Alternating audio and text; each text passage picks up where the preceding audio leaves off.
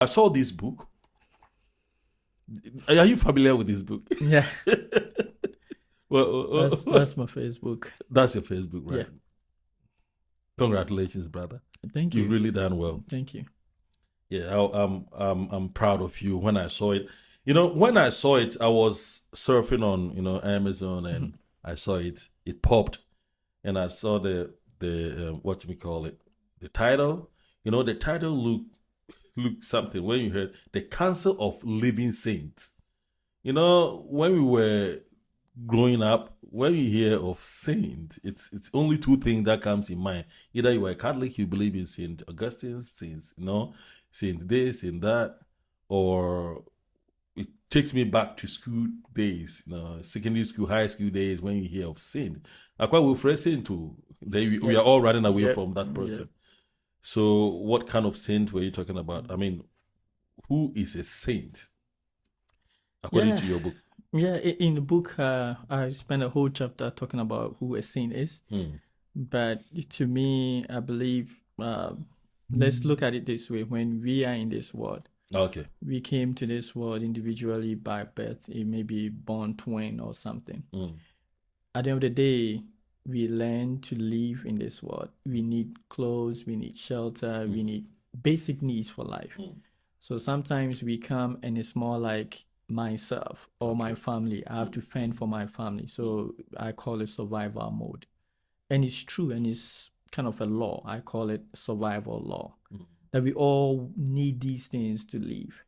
But these saints are individuals that don't see life purposefully as themselves. Okay. They see life purposefully as, if he sees you, he sees himself in you.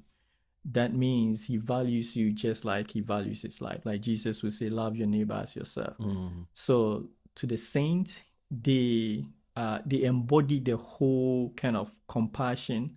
They embody the spirit of unity, kindness, they don't and love. hesitate to help. To help others. When they see someone suffering. Just as Jesus said, when I was in prison, you did not come to visit me. When I was naked, you did not come to.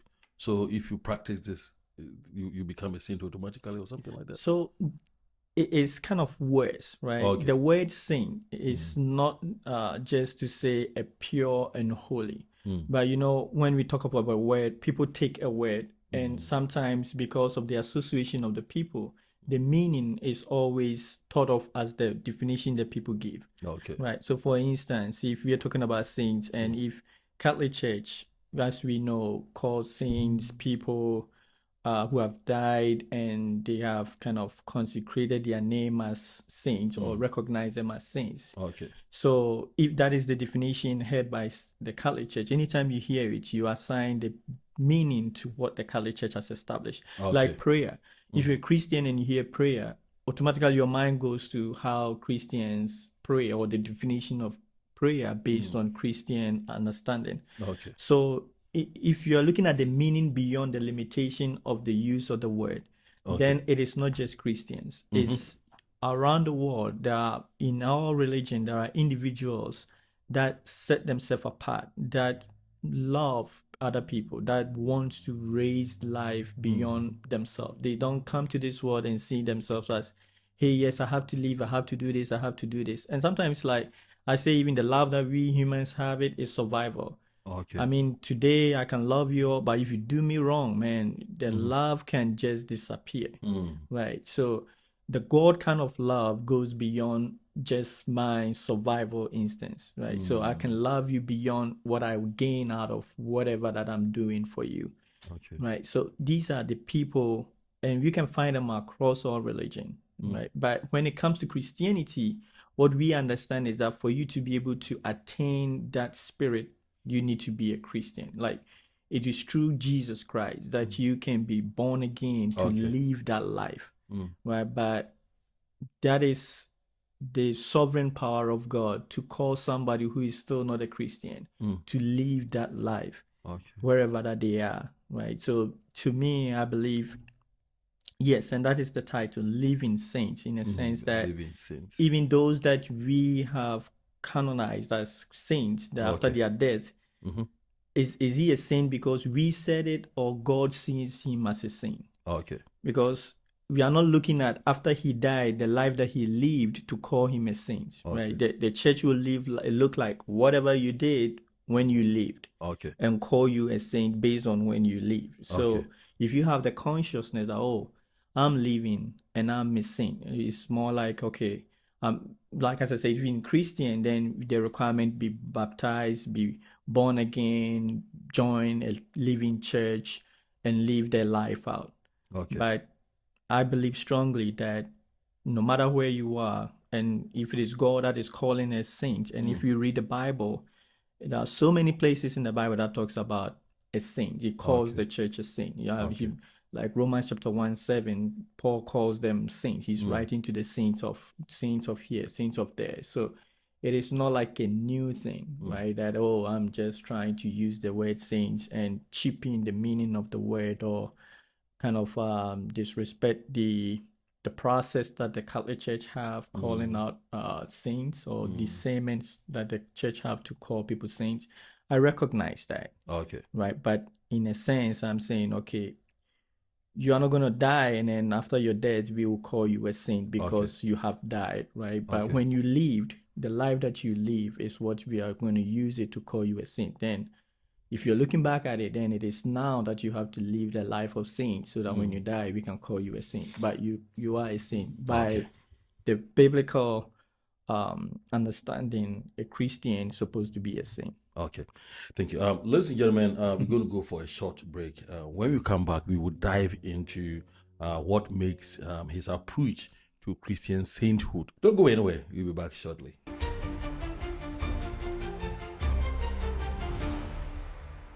Ladies and gentlemen, welcome back to the program. We are still discussing the Council of Living Saints. We have here Mr. Ajiman Bonsu.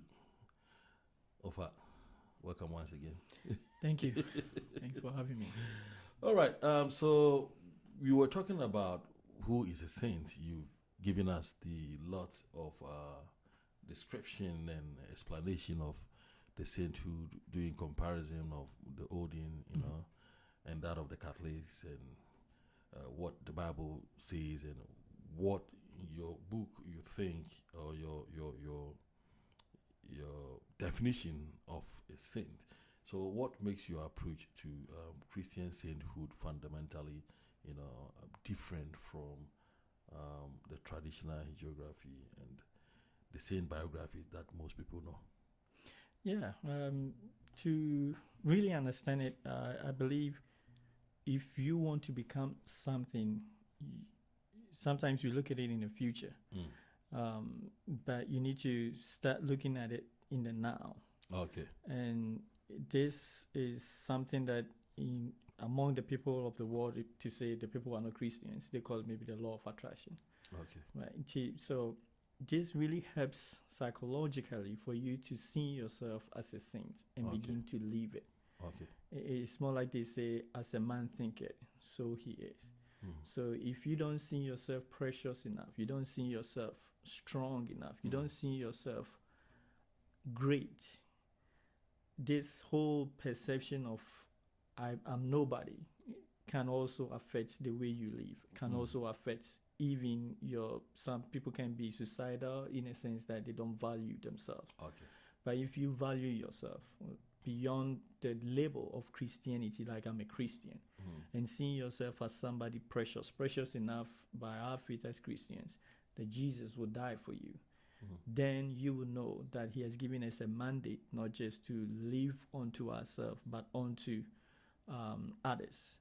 And others here is not to say you wake up in the morning and it's like, oh, I'm giving all my property to somebody. It is not, when we say you are saint, it is not necessarily becoming a pauper or a philanthropist. Yeah, like I mean, philanthropy is good, right? But like, sometimes it's like the perception, like you're a pastor, so you should be poor. You are a Christian, so you should be poor.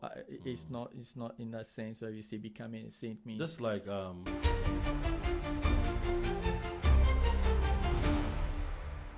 have you heard of the rapture? Yes, I have. So what was your perception about it? I mean, Well, I heard it. A lot of people saying it should be happening today, 23rd, and tomorrow. Even they said he was coming earlier on the 16th. Who was coming? Jesus was Christ. coming earlier on the 16th, you know. I'm surprised I didn't hear it was yesterday. Someone told me that rapture is supposed to happen today or tomorrow or something. Well, they were very confident. I mean, listening to some of these pastors with a lot of calculations, biblical numbers, and their movies. So they're looking at movies tells the future. So they're looking at incidences in the movies and numbers, and it points to 23rd and 24th. So most of these preachers outside the biblical calculations they were making were also saying that it's from the nature and movies and everything is pointing to 23rd and 24th. So, well, we're still here. Did you school in Ghana? Did you school in Ghana? Yeah, I did. Did you hear of such? Yeah, growing up, like two YK, or like they say Y2K. Y2K. Jesus was coming at those times, man. It has influence and impact on us. I mean, me personally, I remember those days in the room praying, like at least. Were you SU guy or something? Yeah, that's interesting. I wasn't any kind of affiliation because I was a Catholic. Growing up, my mom took us to Catholic most of the time. So you were part she's of the a Catholic. Catholic renewal. So I grew up Catholic, but when I went to college, you know, college, you're open and exposed to a lot of friends and colleagues. They are everywhere in terms of non-denominational. So follow some to even went to JW. Witness. Yeah, it was exploring. I did really kind of learn a lot. So what influenced your change? I mean, from Catholic to JW to the Pentecostal? Well, it was interesting. I mean, it's a difference between you going to a church on your own and then growing up in a church. So I went to Catholic most of the time because my mom took me to the Catholic while growing up, and went to catechism, learned my Apostles' Creed and all that. Yeah, but well, there was nothing in me to follow it so much. Yep, I still remember those ones. Yeah, it was very, very eye-opening in terms of not to have anything to say bad about Catholic Church, but in the university, got involved in, especially Pastor Chris Oyaklomi. Yeah. I would say he's very fundamental in my kind of transition to Protestantism, and he really taught me a lot of stuff that I would say I've come to affirm those knowledge that he taught me. Yeah. So when you heard of this rapture, when did you hear it? I mean, the current one or the current one. old the one? current one. The current one that the 23rd, about like what, last month? you heard. Yeah, I heard about last month. Like, yeah, they're saying it's gonna be 23rd and 24th. So maybe we still have tomorrow. So you never know. Jesus. And surprisingly, this morning, the cloud changed. So I was thinking that this astronomies and meteorological, those meteorologies, and they study the weather, psychologies, and they use it. When you heard it for the first time, what came into your mind? Were you scared or were you? No, not as I was. Why? When my first time growing up. But I've come to understand that in the Christendom, it's not everybody that believe in the rapture in the first place. And there are those that believe that the rapture has happened already. Like before, right after he went, no long, he came back. So some is behind them. And then some are also thinking it's going to be made tribulation. That means in the time when there's trouble upon the land and people dying, a whole lot. Tribulation related to tribulation. And then some believe post-tribulation. After there is wrath of God upon the surface of the earth, the sky falling, moon tearing down, a whole lot post tribulation. And some also believe it's proud tribulation, maybe before we enter into Armageddon or like apocalyptic era. It sounds That's scary, when, though. yeah, he will show up. Me, I believe some of them. I don't know whether it's revelation. I've had this dream before, that I dreamed that I was at a park with just little girl and two, is it girls or boys? They came with white clothes and they were very young. They were holding small like toy like sword. Then they pulled it. Then all of a sudden it became a very long one. Then wherever they point the sword, you see the earth crack, like it breaks. It divides two. Then they don't just point it; they point it with electrocuted sound and that kind of splashing. Then then when the earth opens and people were falling, they asked me to come behind them. I don't know whether they were showing me something that will happen. So people see these things. They point it to east, then the same thing happened. They point it to west, the same thing happened. Then I woke up. So somebody will see this and believe that it's happening soon, or it's signs that something like that might, happen again. Or some will say, "Oh, it's just a dream." But honestly, it's not something that I was even thinking about. And I make dream. I don't think about it. Say, "Oh, dream one," because of that is why you are dreaming about it. I don't think about it. But yet I saw it way back when I was in, I think, China in 2009, 2010. So I understand many people, most people, they sold their properties and they gave it to the orphan, they took it to the orphanage. But are they the only one dying? The orphans are also going to die. So why do we have to wait till now before you sell your properties and, so I understand you. So it's psychologically, if you see yourself as such, it's kind of you are molding yourself, you are building yourself up for the tax ahead as a sin, like the lifestyle. There is a lifestyle that you live which is a sin, because we know, and if you're looking at from the Christian perspective, then you're looking at it as living unto holiness, living unto perfection, which we've been called as Christians. But as I said, the core meaning of the word, not by the label or the assignment and association to a group, is that people that live unto what. And it's very important that we have such people in the world, because in the world we have what we call the systems that runs the world. Some people say America system, whereas Ghana system don't work. So these are the institutions. They are the banking, economic structure, education structure. Those are the systems that makes things work. So there are those that create the system. You talk about the legislature, the executive power of the branch of the government. Those create the laws, the systems that, like, if you want to build a house, you buy a house. These are the laws.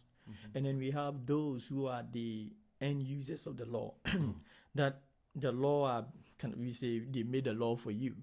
So you are the people we expect to, not like those who made the law are not under the law, but in general, if they made the law, it's like we always say there's nobody above the law. But at the end of the day, they make the law that the citizenry will follow the law. So you got a citizen, you got those that makes the law. They are also citizens, but sometimes, in some countries, they are above the law. That is to say. But we need those we call the citizens, the saints that we are talking about, to make sure that these laws that they are made, they are humane enough. These things that they are making, or these people that make the law, are also coming under the law. So the saints, that's what I'm trying to call like the council of the living saints, are individuals that are there also, that are actually fighting to make sure that those people that are making the law are not necessarily above the law. I'm not saying we should give everything that you have, but when you are helping, you should help from your inside out without thinking too. Is that what you're trying to say?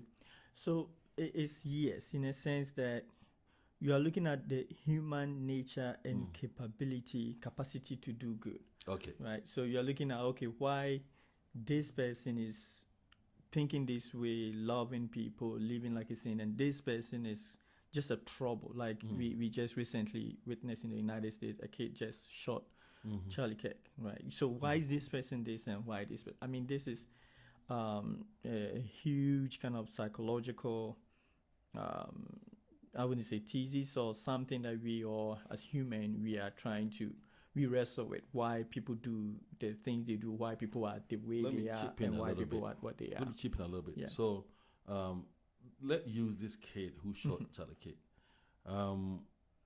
If he was a saint, or if you were to have the heart of a saint, no matter how he opposes Charlie Kirk, he wouldn't have taken the gun to kill. That's Right. true.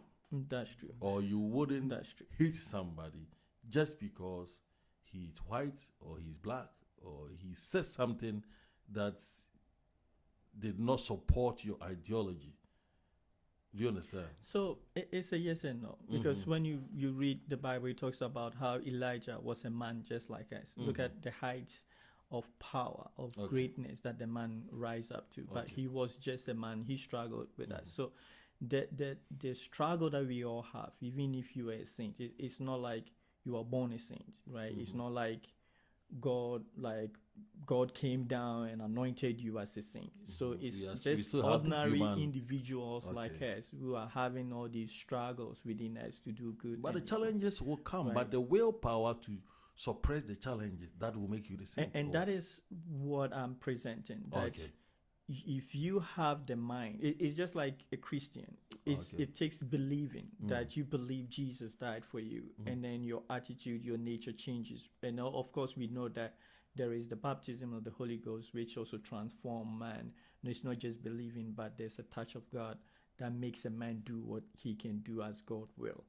But it all starts with the belief that, I'm a Christian, I've accepted Jesus. So it's all start that you also have to start with the belief that I'm a saint. I want to live like a saint, right? So it comes with a discipline. It comes with a lifestyle, and we are saying it's not just gonna, as I said, it's all over the world. People all over the world. So it's not gonna be the challenges one face is different from the challenges another man face. That's why, even in Christianity, in terms of sin, God looks at it differently. Like what I may call sin, it may not be this, but they are all sin. But before God, it may not be the same kind of weight, right? But in a sense, we are all faced differently because of our environment, because of how we grew up, how we respond to external stimuli, external actions are different.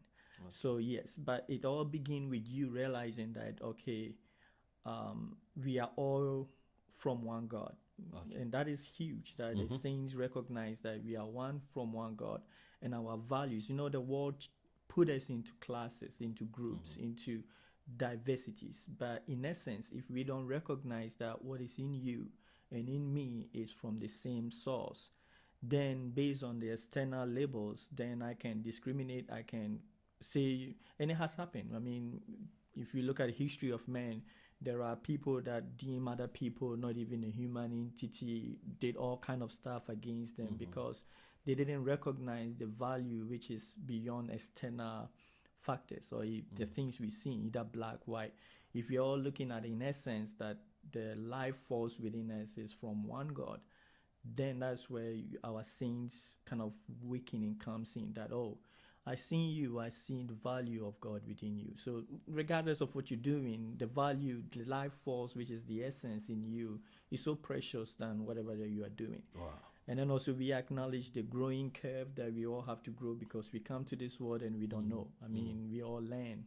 But so far as you are in this world and you are in the, we call something like the church or the council of the living saints, the training, the discipline, the support that you would have will enable you to pick up a whole different kind of lifestyle, which is suitable of a saint, or kind of a life different from others.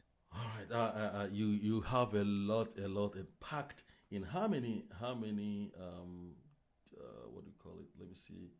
You have about 300 300 meditations in there. meditations. Oh my goodness, 300. And I from the way you were explaining the whole thing, I can summarize and say that this book, the Council of Living Saints, shows us or supports the Bible to help us understand very well how to do good, how to be exceptional in your Christendom, and how to become a saint. Am I right? Yes. It explains vividly becoming a saint. Honestly, because of the time, I would like to, end here. But before we go, this is not just going to be one. This is the first episode. If he agrees with me, Sure. because if a time, just grant me your time. We're going to have episodes upon episode to take your time to go through almost all the 300 meditations. It's going to be very interesting. So you have to subscribe to this channel, honestly, to follow us. So anytime that we post or we upload new videos, we'll be the first to have it. And if you've not bought the book, go to Amazon.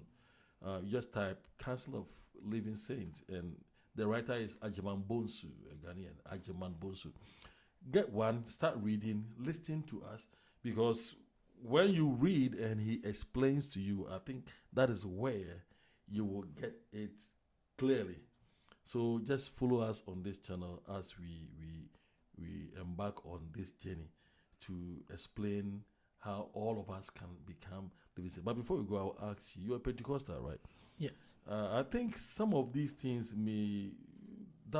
has anyone contacted you that your book contradicts the church's what do you call it, theology or church ideology or something like that? Has anyone contacted you? No, I've not really got such, but I acknowledge the fact that when some looked at it as you are working towards your salvation, it is that is like what I wanted to say. Like, working towards your salvation. It's like, okay, I have to be a saint and work towards salvation. Exactly.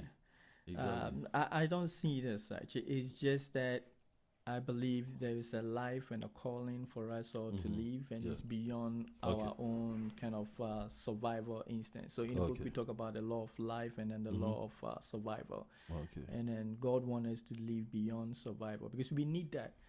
As I started saying that we have the people who made the law, the people who have the law that needs to kind of obey the law, made the law for them.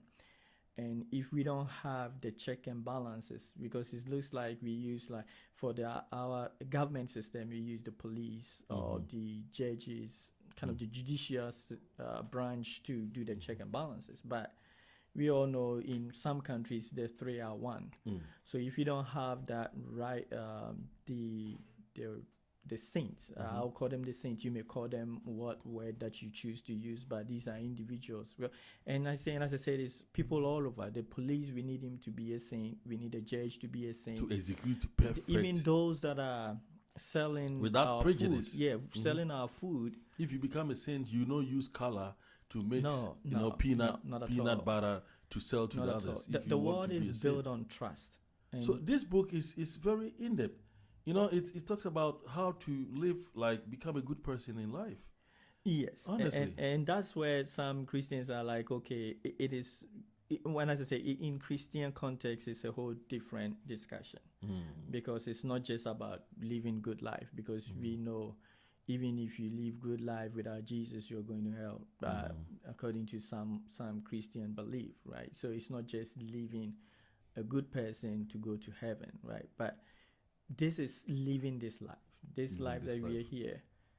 The now is now. I know when I was in my mother's womb, I used to say, I've always been looking forward. Right? I'm looking forward to coming out. I'm out.